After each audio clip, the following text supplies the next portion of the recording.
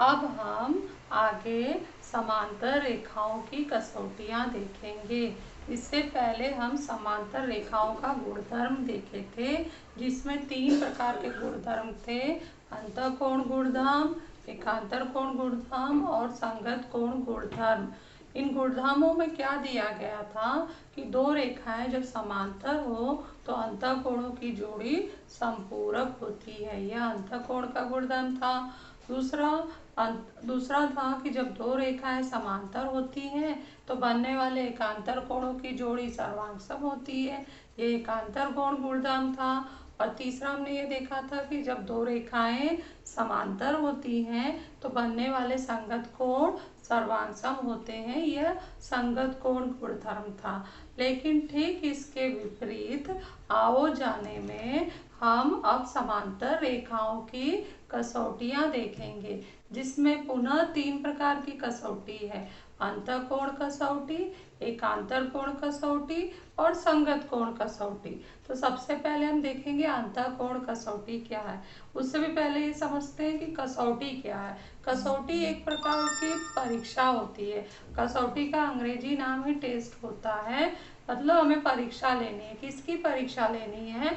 हमें उन दो रेखाओं की परीक्षा लेनी है कि क्या वह दो रेखाएं समांतर है।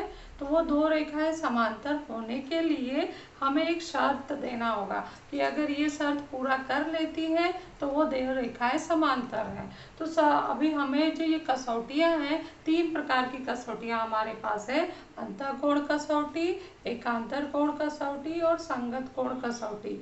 अगर कोई कहे कि इन दो रेखाओं को अंतःकोण कसौटी से चेक करो क्या ये समांतर है, तो इसमें हमें इन दो रेखाओं को समांतर चेक करना है, परीक्षा लेना है कि क्या ये समांतर है। तो हम क्या देखेंगे कि अंतःकोण कसौटी में ये देखेंगे कि बनने वाले क्या अंतःकोण संपूरक है। तो अंतःकोण यदि संपूरक है इन दो रेखाओं के बीच, तो ये दो रेखाएं क्या होंगी?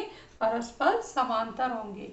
तो कसौटी में अंतिम लाइन यही होता है कि वे दो रेखाएं समांतर होती हैं। गुणधर्म में हमने क्या देखा था? हम ऐसे शुरू करते थे कि यदि वो दो रेखाएं समांतर हैं तो बनने वाले अंतःकोण संपूरक है। और कसौटी में हम क्या देख रहे हैं कि यदि दो भिन्न रेखाओं को कोई तिर्यक रेखा काट रही है, बनने वाले अंतःकोण संपूरक है, तो वे दो रेखाएं कैसी होंगी? समांतर। तो इन दोनों वाक्यों में अंतर समझ में आया।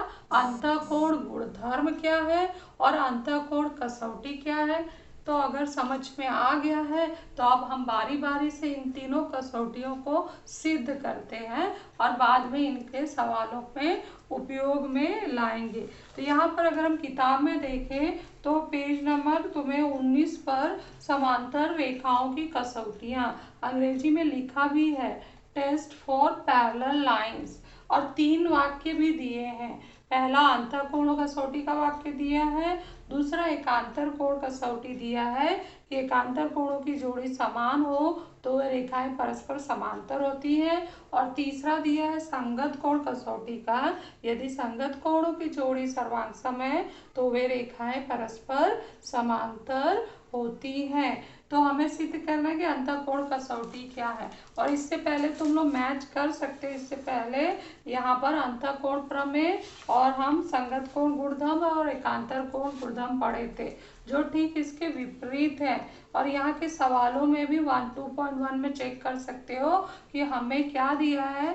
रेखाएं समांतर दी गई हैं और कोणों के बारे में हमें मान निकालना था। और आने वाले इसमें 2.2 में हम देखेंगे कि हमें कोणों की जानकारी दी जाएगी और दो रेखाओं को क्या करना होगा? समांतर। तो ये अंतर अगर समझ लिए हो तो आगे तुम्हें कोई कठिनाई नहीं आएगी इसका उपयोग करने में। तो सबसे पहले हम देखते हैं कि यह अंतःकोण कसौटी क्या है। तो अंतःकोण कसौटी यह है कि दो भिन्न रेखाओं को कोई तिर्यक रेखा प्रतिच्छेदित करे और बनने वाले अंतःकोण संपूरक हो तो वे रेखाएं समांतर होती हैं। तो इसमें हमें सबसे पहले क्या दिया गया है? दो भिन्न रेखा, कोई एक तिर्यक रेखा और बनने वाले अंतःकोण संपूरक।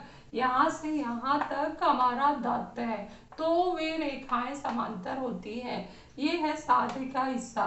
तो इसलिए हम अब डायग्राम बना के देखते हैं।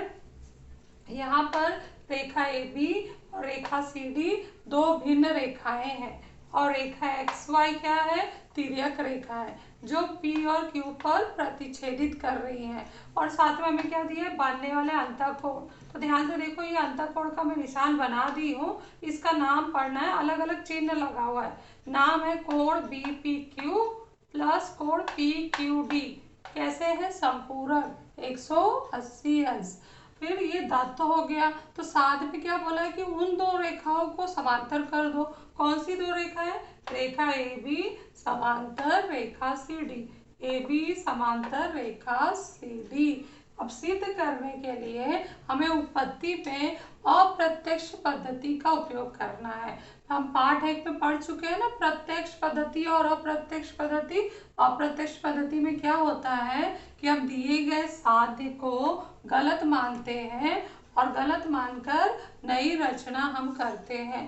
तो शुरू करते हैं। सबसे पहले हम बोलेंगे कि माना रेखा ए बी तथा रेखा डी सी परस्पर समांतर नहीं है।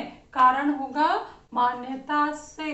तो फिर क्या होगा, अगर रेखा ए बी और रेखा सी डी समांतर नहीं है तो वो क्या करेंगे, वो एक दूसरे को प्रतिच्छेदित करेंगे। तो ये लाइन लिखते ही हम एक नया रचना बना सकते हैं। अक्सर सवालों में रचना होता है वो आप पहले करते हैं उत्पत्ति से, लेकिन जब अप्रत्यक्ष पद्धति होता है तो साध्य को गलत मानते ही हमें एक दूसरी रचना बनानी होती है। तो जैसे हमने कहा ये दोनों समांतर नहीं है, तो दूसरे पॉइंट में हम क्या लिखेंगे कि रेखा ए बी तथा रेखा सी डी परस्पर एक दूसरे को टी बिंदु पर प्रतिच्छेदित करेंगे। कारण क्या होगा, एक से, क्योंकि हमने एक में ही मान लिया कि ये दोनों समांतर नहीं है। तो टी बिंदु पर प्रतिच्छेदित कर रहे हैं तो अब डायग्राम भी चेंज होगा, क्योंकि इस डायग्राम में तो टी नहीं है, इसको हम मिटा भी नहीं सकते। तो आप लोग अपनी नोटबुक में एक और डायग्राम बनाओगे जिसमें रेखा ए बी और रेखा सी डी को तिरछा बनाओगे, सीधे समांतर नहीं। एक ए बी ऐसे और एक सी डी ऐसे। जैसे ही वो तिरछा होंगे एक दूसरे को आगे चल के बिंदु टी पर प्रतिच्छेदित करेंगे। तो जो ये दूसरे वाक्य में लिखा है ना, वो यहाँ पे बनाया गया है। बिंदु टी पर एक दूसरे को प्रतिच्छेदित कर रही है। जैसे ही एक दूसरे को प्रतिच्छेदित की, यहाँ पे आप लोगों ने देखा एक प्रकार का त्रिभुज बन गया। त्रिभुज पी टी क्यू में हम इससे पहले एक प्रमेय पढ़ लिए हैं, महत्वपूर्ण प्रमेय। तो जो भी हम पढ़े रहते हैं उसका उपयोग हम अगले में करते हैं। तो हमने एक महत्वपूर्ण प्रमेय क्या पढ़ा है जिसमें समांतर रेखाओं के गुणधर्म का उपयोग किया गया है। वो प्रमेय है त्रिभुज के तीनों कोणों के मापों का योगफल सदैव 180 अंश होता है। तो अब इस डायग्राम में तुम्हें त्रिभुज मिल गया है तो उसका गुणधर्म लगा सकते हो। तो हम क्या करेंगे, इस त्रिभुज के तीनों कोणों के मापों का योगफल 180 अंश लिखेंगे।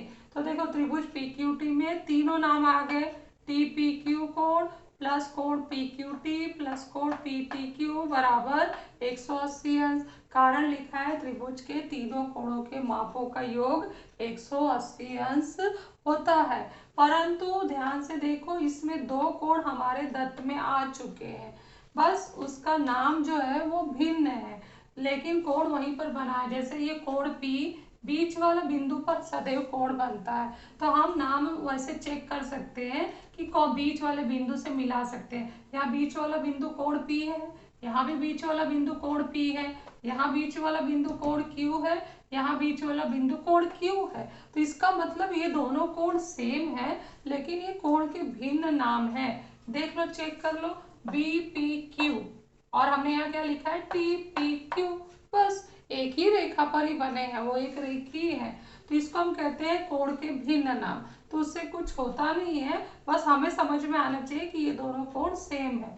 तो इन दोनों कोणों का मापों का योग 180 अंश है। हमें कहाँ दिया गया है, दत्त में दिया गया है। तो हमने चौथे पॉइंट में परंतु करके ये दोनों कोणों का योग यहाँ लिखा 180 अंश और कहाँ ये दत्त में दिया है। तो अब हम चौथे का मान 3 में रख देंगे। 3 में देखो मैं निशान बनाई हूँ, तो ये हमने चौथे का मान इसमें रख दिया। तो तीसरा कथन चेंज हो जाएगा इस जगह पर 180 आ जाएगा, प्लस कोण PTQ बराबर 180 अंश। कारण यहाँ देना है हमें कि हमने कौन सा मान रखा है, 4 का मान 3 में रखने पर।